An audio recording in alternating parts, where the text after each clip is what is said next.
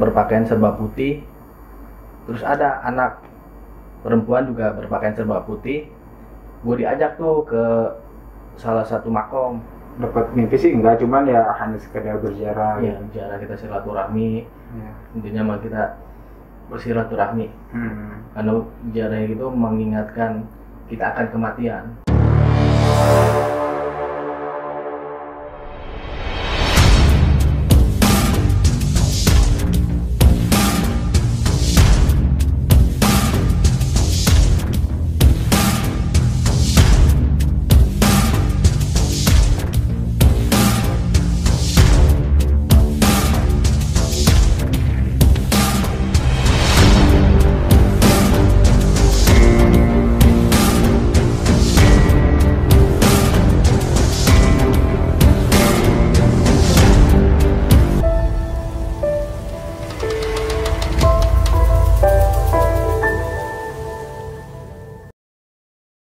Assalamualaikum warahmatullahi wabarakatuh. Welcome back to Barimen Story. Oke, kali ini gue kedatangan narasumber yang akan menceritakan tentang pencarian jati dirinya. Mungkin dengan Kang siapa ini? Ya nama gue Gugun Gunawan, biasa dipanggil Hadi. Yang Kang siapanya? Dan kenalin gue Irfan. Ini maksud yang perjalanan mencari jati diri ini perjalanan yang seperti apa nih? Ya, mencari satu pengalaman hidup, kedua mungkin ada beberapa hal yang mungkin saya ceritakan, ada sedikit hal yang di luar nalar bersama sahabat saya Irfan Apriyadi.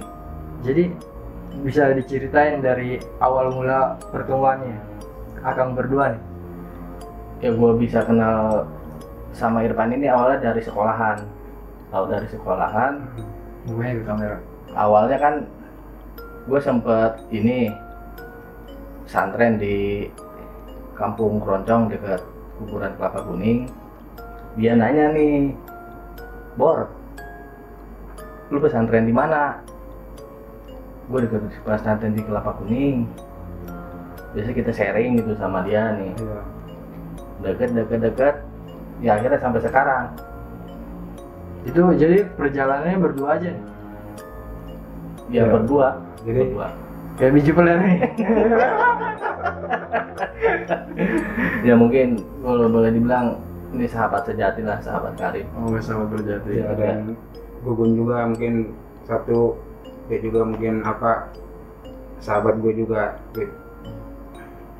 Oke, langsung diceritain aja perjalanannya. Ya. Dari awalnya mungkin gini ya. Gue lupa entah waktu kapan gitu, gue dapet mimpi ada orang yang tinggi besar berpakaian serba putih. Terus ada anak perempuan juga berpakaian serba putih. Gue diajak tuh ke salah satu makom. Gue berziarah di situ, dipimpin bersama beliau. Cerita gini, terus terakhir dia ngomong itu dia kampung ikan. Gua bangun ngeliat itu jam 2. Terus gua kontak Irfan. Pan, lu tahu kampung ikan nggak?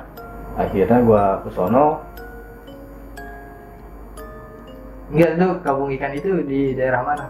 Gua sempat berpikiran kampung ikan itu ada satu di Keronjo di Pulau Cangkir, kedua di Jakarta di luar Batang. Ya, akhirnya gua memilih ke luar Batang ke situ. Gua ke rumah dia dan kebetulan dia lagi kosong, ada waktu kosong. Gua ke sana sama dia. Awalnya nggak tahu, bingung nih. Ke Jakarta kalau naik motor kan bingung juga. Bingung. Akhirnya gue berdua memutuskan untuk naik kereta. Udah nyampe tuh di stasiun kota, kita bingung tuh, gue berdua bingung. Gue kemana lagi ini? Akhirnya jadi kehilangan petunjuk lah di situ. Ya udah mentok lah kesana kesini gitu. Jadi zaman dulu emang belum ada Google Map. Belum, dulu zaman masih HP Mito. Percross, Iya. Nokia, Cina-Cina. iya masih zaman Zaman ya sekolah lah zaman sendiri. sekolah atau sendiri lah. Belum kayak zaman sekarang HP serba canggih. Dulu masih zamannya ya ngalamin mungkin lu semua gitu ya. Iya. Ngalamin. Terus gimana?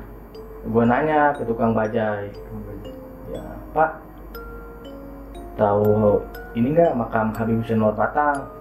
Oh tahu deh. Kata gue, berapa ongkosnya? Udah 40.000. Nah, gue naik aja ke situ. Kirain gue mah jauh. Dari mana itu? Atau dari gua tempat gua naik bajai ke makamnya. Taunya udah deket. Bayar 40.000 tau gitu gua jalan. Iya. Nggak usah naik bajai. Nggak apa-apa pengalaman lagi 5 tahun kita saya naik bajai. Yang tadinya belum pernah naik bajai ini Iya. karena mungkin itu apa berkah dari itulah mungkin jadi ngerasain naik bajai. Ngerasain. Nah setelah sampai di tujuan, alhamdulillah nih sampai. Lalu sampai mungkin Irfan juga mungkin ada hal yang dirasakan mungkin itu. Ya mungkin setelah sampai di lokasi penjarahan itu dan gue juga entah kenapa hati gue itu terasa adem gitu, yang tadinya mungkin taulah hiruk pikuk di kota, mungkin yang datang ke sono hati ini rasanya tentram gitu sih. Dan nggak banyak ini langsung aja itu kita jarah. Nah jarah itu langsung dipimpin oleh Habibnya langsung. Di situ. Ya gue habis selesai kita berziarah gitu. Benar apa yang dikatakan Irfan tadi gitu. Ada perbedaan lah setelah Iya. kita silaturahmi ziarah ke makam Habib Hussein Nur Batang di situ. Tempat mana lagi yang sempat dikunjungi? Mungkin banyak sih yang ya gue sama Irfan sering kita silaturahmi gitu. Mungkin sebelum keluar Batang ya sebelum-sebelumnya juga ya sekitaran daerah Tangerang lah gitu. Nah, pokoknya yang tempat-tempat mungkin bersejarah gitu kita datangin ya dengan niat satu silaturahmi, yang kedua kita mencari berkahnya aja gitu. Nah, terus sesudah keluar Batang, perjalanan kemana lagi tuh? Ya mungkin di situ aja sih, di situ. Nggak ada lagi, mungkin tidak semenarik seperti di luar Batang. Ya mungkin kalau daerah Tangerang sih dapat mimpi sih enggak, cuman ya hanya sekedar berziarah. Ya, cara kita silaturahmi, Ya. intinya mah kita bersilaturahmi. Karena sejarah itu mengingatkan kita akan kematian. Ya. Kematian, bahwasanya kita hidup ini apa sih yang kita cari? Iya. Apa yang kita cari? Jadi ya mungkin satu kita intinya masih ngambil berkah. Nah mungkin pengalaman gue nih gue udah. Ya. Mungkin ada pengalaman tersendiri, Habib? Ada sih. Ada. Ini bro, ceritain dong bro, aku penasaran bro. Waktu gua jarah, pertama suka jarah. Ya. Pertama gua jarah ke Bencongan, Bentukan yang di mana nih? Syekh Waliuddin. Oh Syekh Waliuddin. Oh Karawaci. Karawaci Kelapa Dua. Iya. Ya, ya. Jadi sebelum gua jarah itu, gua sempetin sholat dulu, sholat isya. Jarah itu kan jam di sampingnya kan masjid. Oh iya iya betul betul. Masjid. betul. Jadi gua ke situ jam 12 malam sendirian, pengen jarah. Emang udah dulu sering jalan ke situ Ya. sih. Emang Palem kan dulu tempat nongkrong. Ya, nongkrong. Oke, penasaran nih, Syekh Waliuddin, makam keramat kan. Cari tahu, akhirnya ada keinginan lah ke situ. Malam Jumat jam 12 malam Ya. situ. Nah, pas datang ke situ ada kepikiran, belum sholat isya, takutnya nggak diterima kan. Ya, benar. Kita Ya. sowan ke tempat yang Ya. namanya ahli ibadah. Iya, tapi kita nggak ibadah ya. Kita nggak ibadah. Benar-benar. Jadi kita sucikan diri dulu, Betul. sholat, sembahyang ke yang mau puasa kan. Ya. Setelah sholat sempat zikir tuh. Pas sempat zikir, muka ada yang ngusap. Pas kita melek, lihat kiri kanan nggak ada orang. Sepi berarti Sepi. lokasi. Kalau di masjid sepi, kalau di pemakaman ya tempat ziarah ramai. Akhirnya ya, langsung lah ke tempat ziarah. Iya. Ziarah. Katanya sih di situ ada silsilah pembukanya, tapi gua nggak tahu. Iya. Ada sih katanya, cuma gua nggak tahu. Terus ziarah aja. Setelah ziarah pulang, malamnya langsung dimimpiin. Alhamdulillah ceng, ku abah diterima jalanan. Iya. Nah, di situ memang sih gue sedikit peka sama yang begitu. Iya. Di situ gue, bersyukur banget. Dari situ gue jadi suka jarak kemana-mana, apalagi pas ke Gunung Santri itu. Itu kan tangga semua tuh. Nah ya, gue nggak kuat naik tangga, emang nggak kuat naik tangga. Tuh napas, udah kayak tinggal satu. Udah nyampe setengah kayaknya pengen turun aja. Iya. Emang sih rombongan itu dulu, rombongan sama teman pabrik, 3 motor. Pas sampai atas, napas sudah ngapa-ngapa. Ada sholat subuh, Ya. kan datang subuh itu. Mau istirahat, nggak enak. Ada ustadznya kan. Jadi ikut sholat. Tapi pas ambil wudhu, pas udah sholat tuh, napas langsung nggak ngap. Habis sholat jarah, habis itu pulang, ya udah gitu. Itu pengalaman jarah kedua. Nah habis itu udah lah, sempat rajin nyari apa kajian, terutama ke Cilongok, Abah Uci, Iya. almarhum ya sekarang. Sering. Ya alhamdulillah sih ya, dari situ dapat pencerahan. Iya. Akhirnya mungkin jaga sikap kan. Ya udah sih di situ aja. Tapi kalau boleh tahu nih, kan lu jarak ke Gunung Santri ya. Iya. Itu lokasinya di mana ya? Maksudnya lebih tepatnya lagi daerah mana gitu? Nggak tahu gua ngikut aja motor. Ya aja.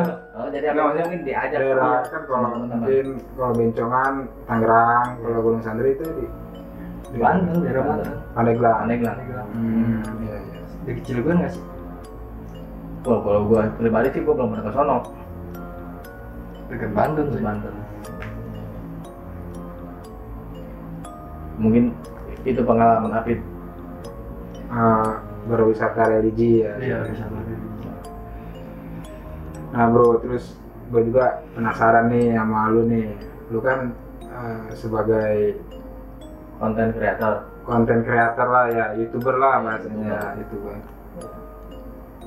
Lu kalau boleh tahu sih gue, kenapa lu kok bikin konten misteri gitu? Ya awalnya kan dari yang gua lihat dari scroll YouTube lu kan, awalnya kan gaming. Iya. Kenapa bisa beralih ke konten misteri? Ya sebenarnya awalnya kita main apa tuh, main gaming, Iya. main game. Terus kita nonton YouTube cara-cara main game ya kan. Nah ada kepikiran lah di situ. Iya. Kenapa gua nggak bikin YouTube aja ya tentang game? Tapi pas gua bikin YouTube tentang game nggak ada bakat. Jadi bahkan nggak ketemu di Nggak situ. ada bakat. Akhirnya gua pikir-pikir lagi ya, apa nih? Wah tentang misteri, emang gue suka misteri sih, suka supernatural lah. Ya. Emang gue suka supernatural. Akhirnya supernatural aja jalanin, karena emang paham di bidangnya. Iya. Ya jadi gue bikin YouTube ini sebenarnya daripada kita nonton, Iya. kenapa sih nggak kita bikin YouTube kan? Iya. Berekspresi di YouTube. Ya. Kita jadi daripada kita nontonin, mendingan kita mewarnai Benar-benar. Jadi YouTube. nggak hanya dari penonton ya. Iya. Nah kan di konten misteri lu sendiri kan banyak tuh ya. mungkin ada hal pengalaman yang menarik itu waktu lu bikin konten di daerah mana atau di gedung mana gitu. Iya tuh, waktu penelusuran di gedung TKI Kait di daerah di deket ini apa, Bandara Soekarno-Hatta. di situ. Jadi sebelum penelusuran malamnya itu kan siangnya, sorenya tuh Ya. kita survei lokasi. Ya. Izin kan, nama takutnya ada yang jaga Ya. atau dikunci kan. Hmm. Pas masuk, auranya sore menegangkan banget. Kan? Itu baru sore ya, Baru sore. belum malam. Jadi sekelebat itu sore-sore aja udah pada kelihatan. Udah menunjukkan eksistensinya. Iya, eksistensinya. Tapi Oh, mereka itu ada ya? iya, sore. Tapi kenapa pas malam Nggak ada. kurang? Kurang. Gitu ya? Apa karena perkenalan kali ya? Mungkin pas lo datang, mungkin kalau ini penduduk di situ aneh nih, siapa gitu kan, penasaran dia. Mungkin pas lo datang kedua kali, oh ini mah pas sore mungkin gitu. Nah kan bikin konten kan di bekas gedung TKI. Mungkin sebelum gedung itu kosong, Iya. itu untuk para TKI yang mungkin disalurkan ke Arab, ke Cina, ke Wuhan mungkin. Corona pak. Nah itu kenapa bisa jadi kosong gitu? Oh ini buset sih, kata warga sekitar kan, kita sempat nanya juga sama warga sekitar. Ya ada yang bilang katanya banyak pemalakan. Terus Pungli. iya pungli. Terus ada yang bilang ada yang bunuh diri. Bunuh diri. Beberapa kali tuh pak. Bunuh diri terus aborsi. Aborsi. Bukan apa? Iya aborsi apa sih namanya? Menggugurkan kandungan. Iya menggugurkan kandungan di salah satu toilet. Sama yang dikenal di gedung TKI itu sih hantu Belanda pakai baju merah. Tapi gua nggak ketemu. Untuk Belanda mungkin dia itu sosok ininya ya, mungkin the demitnya lah. Iya. Raja mungkin. Yang dikenal bukan raja sih.